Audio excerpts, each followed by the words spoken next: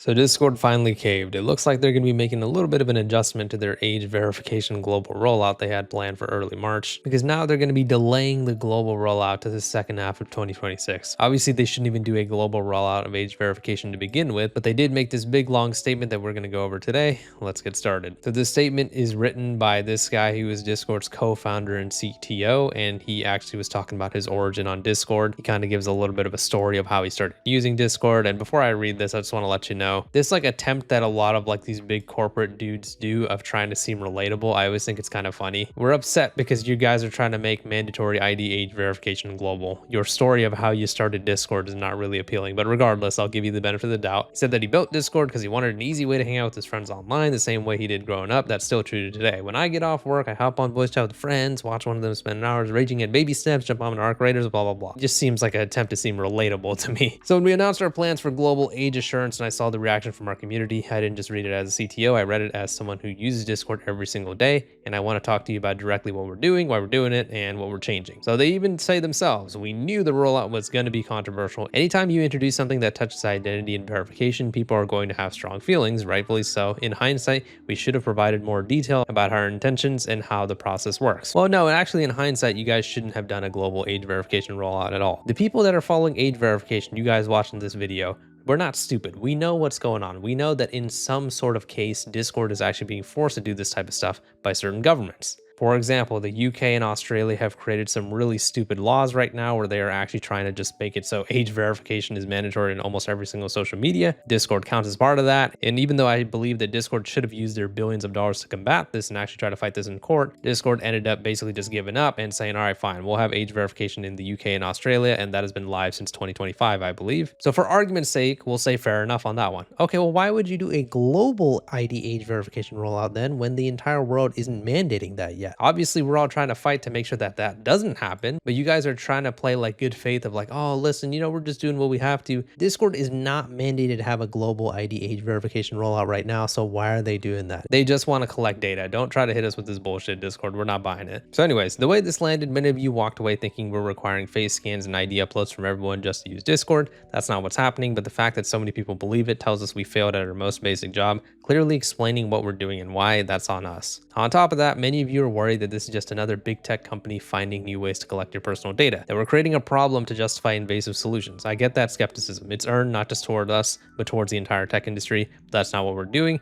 Asking you to take our word for it isn't realistic, but we know that, so let me try again to explain what we're actually trying to accomplish. Okay, before I let him finish, they're again trying to seem all relatable. We're not just, another big tech company trying to find ways to collect your personal data. We're just trying to, keep kids safe. Okay, cool. So then why did you guys lie to us in your initial statement and say, don't worry, there's going to be quick deletion of your identity documents, and in most cases, it's going to be deleted immediately after age confirmation. We're not going to be keeping any of your information. Don't even worry about that, right? Just trust us. Oh, really? And then what happened? There was news that broke that in the UK, there was an experiment being done by Discord through Persona, their third-party shitty vendor, where the information will be processed and actually kept for up to 7 days. And they say it's deleted, right? But that's what they were saying last time with the other ID age verification leak that they had. Obviously, we all know about Discord's third-party vendor previously getting hacked in 2025, and it was saying that 70,000 IDs have been leaked. I say this in every video. I'm pretty sure it was way more than that, but let's just say for argument's sake, it was 70,000. I thought you guys said in your statement that these IDs would be immediately deleted, that you don't have to worry about this information being stored or anything like that. Okay, well then how the hell did all these IDs get leaked? What are you guys even talking about right now? What we're actually trying to do, our goal is straightforward. Keep the Discord experience completely unchanged for the vast majority of people while ensuring an age-appropriate experience for everyone.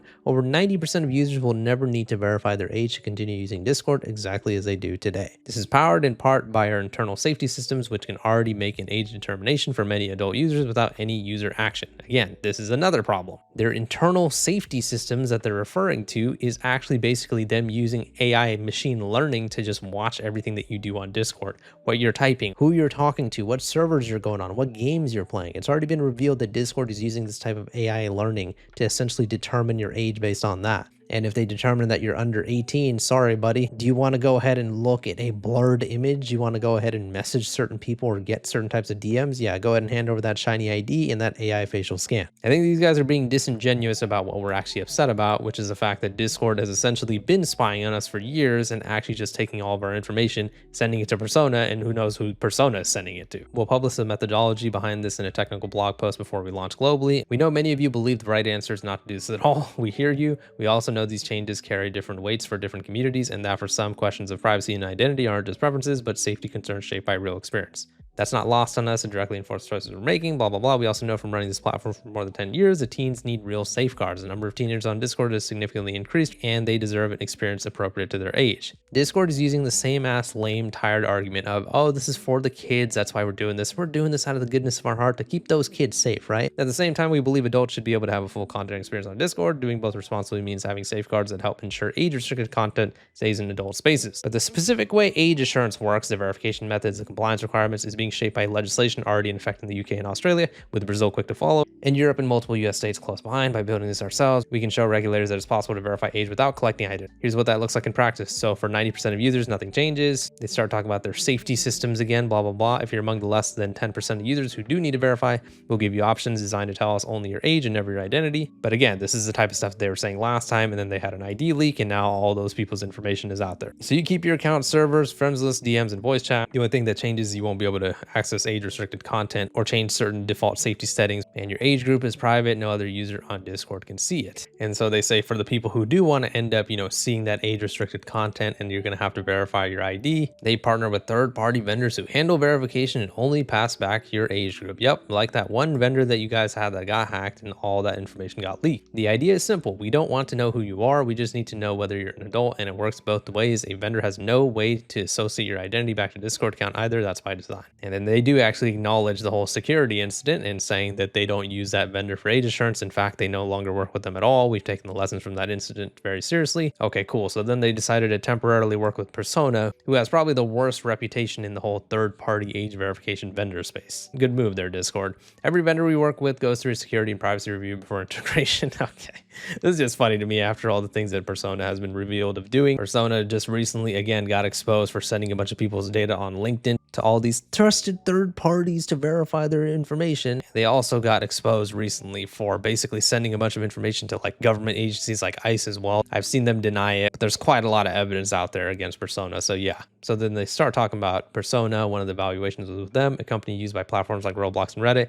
In January, we ran a limited test with them in the UK. After completing the test, we decided not to move forward with them. So Discord is essentially saying that they're like untrustworthy. All data was deleted after completed verification. I hope this is true. Hopefully there's not another data leak from Persona. We've set a new bar for any partner offering facial age estimation, including that it must be performed entirely on device, meaning your biometric data never leaves your phone. Persona's CEO actually did release a statement about this, but we might get into that in another video because he actually made quite a lot of tweets on that. But anyways, for the global launch, we're committing to the following: full transparency on vendors. We'll document every verification thing, real options in the product. We'll offer multiple verification vendors and make it clear directly in the product who each vendor is, what they do. So places like UK, Australia, and Brazil, the law is going to require them to do ID age verification. And then for the rest of the world, 90% of people are never going to have to do the age verification prompt, or so Discord claims. But these are going to be the main things that they're going to be changing. Number one, as I told you guys at the start of the video, their global rollout is going to be delayed to the second half of 2026, and they're going to add more verification options, one of them being credit card verification. Now, to be honest with you guys, I don't know the implications of credit card verification because, for example, like